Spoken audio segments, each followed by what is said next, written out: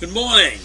It's Monday, December 20th. And on Tuesday, tomorrow night, at some point in time, Joe Biden is going to give a talk. He's going to talk about Omicron, about the COVID-19. He's going to issue a stark warning to the people in this country that we better mask up, that we better get vaccinated, that we better pay attention because the virus is not going to stop. He's going to be tough. I don't know. I've never seen Joe Biden tough, but he's going to be tough, supposedly. And it's about time.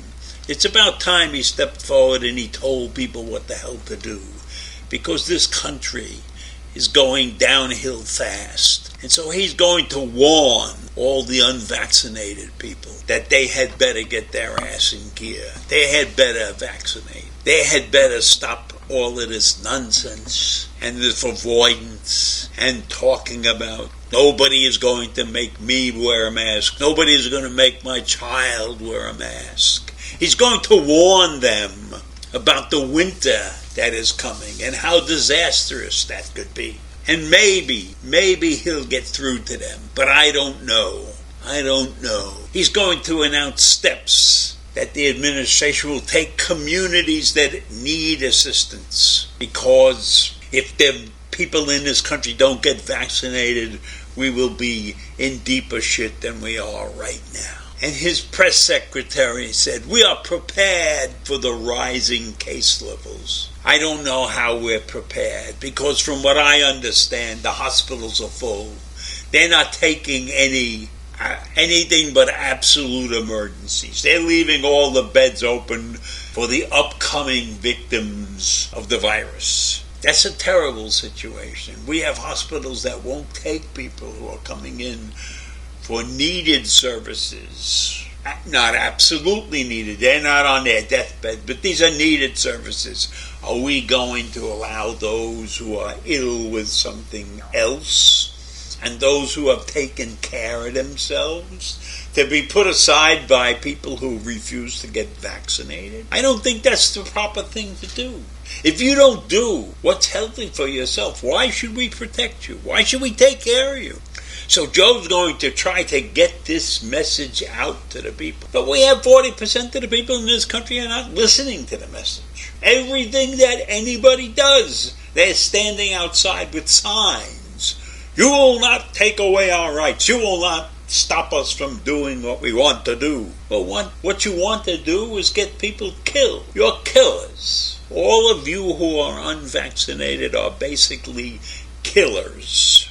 And if you don't believe that, take a look at the stats. Take a look at what's happening in this country, where we have everything we need to protect ourselves, except we don't have everybody in the same place. We don't have everybody thinking of everybody else. And so that's what I'm telling you right now, and I want you to listen to my guest speaker for a little while, and then I'll come back and finish up this rant. Bye for now. There are three main questions that we should be asking about every variant that's emerging, and these three questions are yet unanswered for Omicron. One is it more contagious?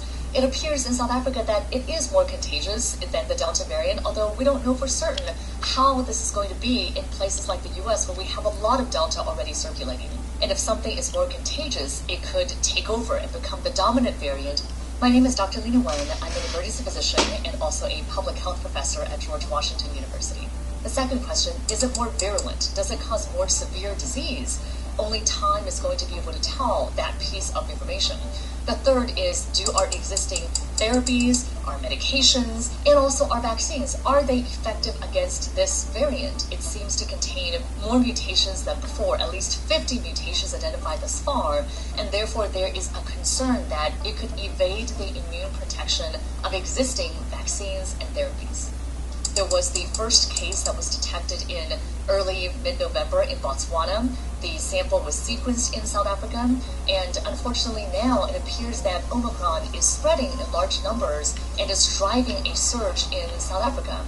However, it's since been found in a number of other countries around the world. All we have are anecdotal reports from Southern African physicians who, I need to say, have been exceptional in how they have alerted the world to be on the lookout for Omicron. Patients experiencing fatigue, just feeling run down, a scratchy sore throat. Of course, Omicron could progress to more severe illness, but right now, many of the cases being reported tend to be mild. There is a particular signal in Omicron that will show up in the PCR test, but we need more research to fully understand whether the rapid at-home antigen test will also pick up Omicron as well as it's picked up on other variants. Thankfully, the same things that we would use to protect us from Delta would also protect us from Omicron. One is, if you are not yet vaccinated, please get vaccinated now. Second is, get boosted if you have not already. Everyone needs to get a booster dose 6 months after Pfizer and Moderna, or 2 months after Johnson & Johnson. That will also provide an additional level of protection. And the third is, take common sense precautions. If you are in indoor crowded spaces, please wear a mask. Ideally, a KN95, N95, or KF94. If you are going to do any form of international travel, stay flexible, because there are a lot of countries that are imposing new restrictions, new quarantine requirements. You don't want to get stuck in a country on mandatory quarantine and not know it, or not be able to enter because you didn't get a test that was added at the last minute. Travel restrictions are a blunt instrument. For example, we are forbidding foreign nationals from 8 Southern African countries from entering, but Americans are still able to come back. I agree that Americans should be allowed to return to their home, but why not also ask that they quarantine and get tested upon arrival? We should not be surprised that there are new variants developing, because that is what viruses do. The more replication occurs, meaning that the more hotspots that there are around the world, the more mutations we are going to see. And so this is the reason getting more people vaccinated is such an important goal. My hope is that we'll be able to live with COVID, understanding that it is going to be a threat that's going to be with us. However, we can live with this risk just as we live with the risk of flying on an airplane or driving a car. But ultimately, vaccination is going to be our path to protect ourselves and to end the existential threat of this pandemic. So you've heard from the doctor, and she tells it like it is. And I think that's a great idea that she has about people coming into the country who are citizens. They should be quarantined if they've been someplace. Why should we treat our citizens differently than we treat foreigners? That's not right. So I hope all of this is settled in your mind, and if you feel like listening to Joe tomorrow, and hope that he talks with a great amount of strength and passion. If not, we will flounder a little longer, and maybe most of us will survive anyhow. That's it. Bye.